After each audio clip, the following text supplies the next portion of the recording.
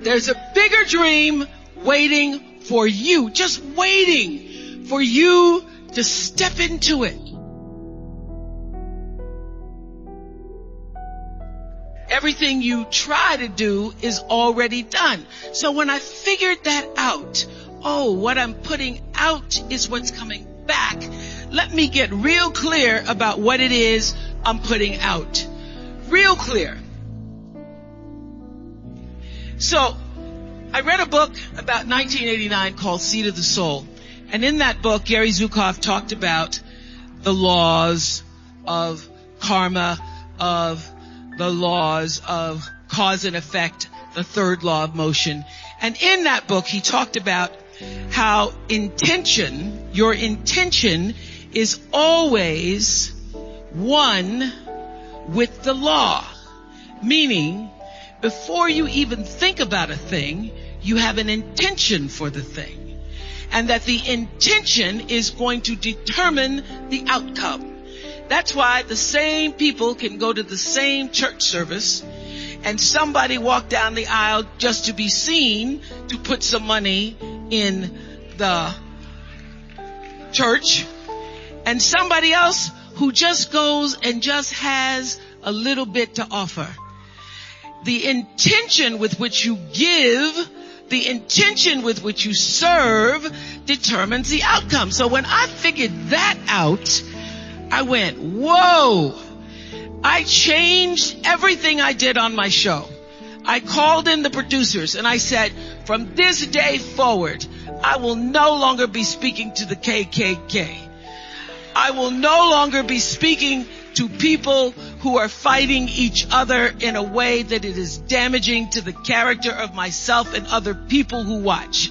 From this day forward, I am only going to do intentional television.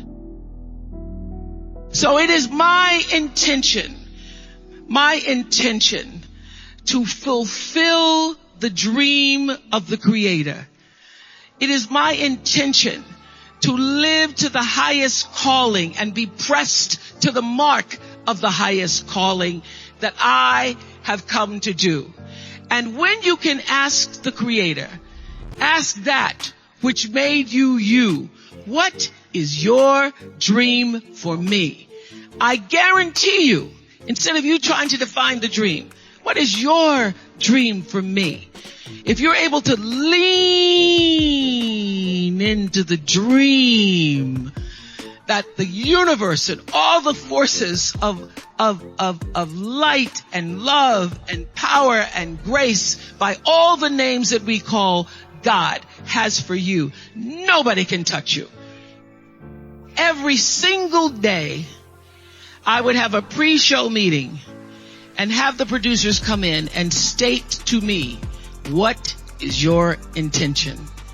How do we want to use whoever is on this show, whatever is happening on this show, to serve the audience in a way that fulfills the mission of uplifting, enlightening, encouraging, as well as entertaining. And if it doesn't do that, then I can't do it. There's a bigger dream waiting for you, just waiting for you to step into it. To step into it. Your life is big. Your life is huge. And we spend so much time wanting to be in somebody else's life. And you don't get honored, you don't get revered, you don't get celebrating wanting what somebody else has, because that which created you, divine intelligence that dreamed you from before your ancestors ever knew they would become your ancestors, that which dreamed the seed of you, wants you to know how special, how wondrous, how mysterious, how complex, how glorious, how phenomenal you are. And you get no credit messing in somebody else's territory or trying to have power over something you have no control. Another one of my favorite teachings is The Wizard of Oz. When the Wicked Witch of the West says, go away from here because you don't have any power here, you have no power in any territory other than your own. Oh, but you are the master of that. You get to be the master of your own fate. You get to be the captain of your own soul. And if you just manage that, if you just took care of your territory, oh, the glorious, glorious, glorious, wondrous opportunities and possibilities that are waiting for you. So the question is, what are you resisting? What are you pushing against? What are you not allowing? What are you blocking because you have this idea of who and what you're supposed to be, instead of leaning into the dream that's already been created and waiting for you. It's waiting for you. And the second, it's an instant thing. It's a shift in the way you see yourself and the power from which you have come.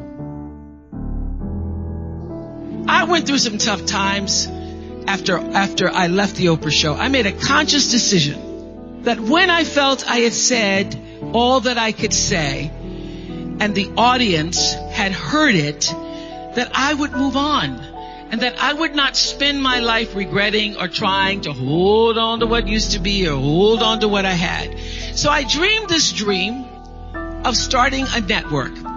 And in the beginning, it was a struggle. It was a struggle because honest to goodness, I did not know what I was doing. I was trying to figure it out.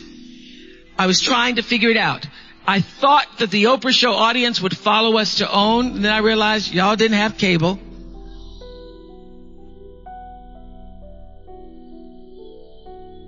And if you had cable, you did not have the OWN package. So it took me a minute. And unlike most people who you get to have your mistakes in private, some don't go right in your life, you get to sulk about it in private. If I make a mistake, it's on the CNN crawl or the CNN news. So when I was in the climb and there were so many wonderful owners, I see Churl Action Jackson here. There were so many wonderful owners, people who said, oh, we're going to stand with you. We're going to stand by you. Thank you, Roland Martin. There were so many people who said, listen, we believe that this can happen. So I dreamed the dream along with Tyler Perry, who was my friend, who came to me and said, Tyler said, I'm going to help you out because Tyler can go home and write a script and direct it, produce it, and shoot it,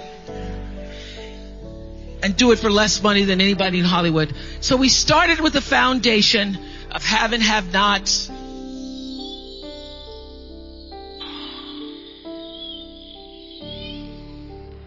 If loving you is wrong, love thy neighbor, Mama Hattie.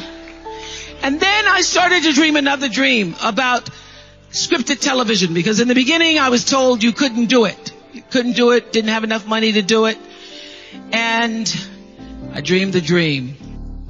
I read Proverbs 11:28 that says, those who trust in their riches will fall, but the righteous will rise and thrive like a green leaf.